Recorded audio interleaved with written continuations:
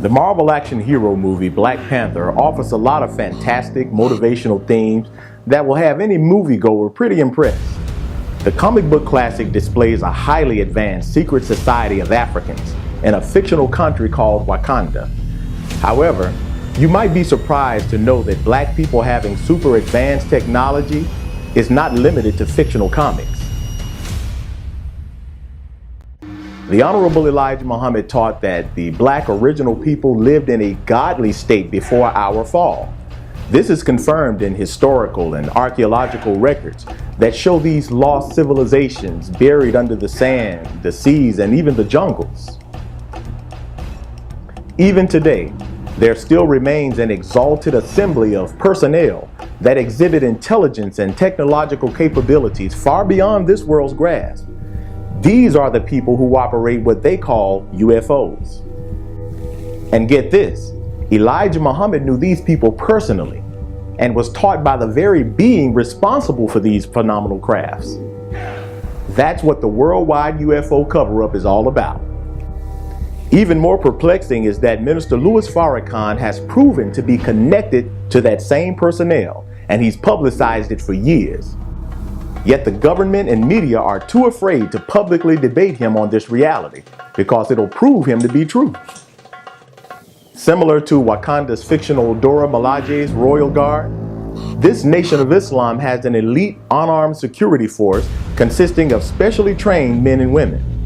Many of the women, known as the MGT, have been trained since young girls in the arts and sciences designed to protect themselves and their families as the vanguard of their nation.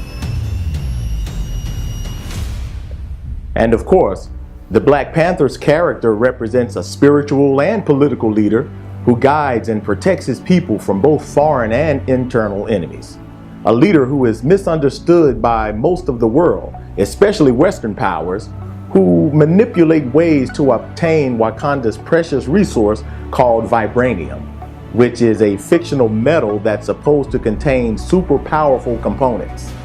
Now, quite similarly, the US government and world powers have worked for decades spying and targeting the real power that backs the Nation of Islam, as demonstrated by these wheel-shaped UFOs.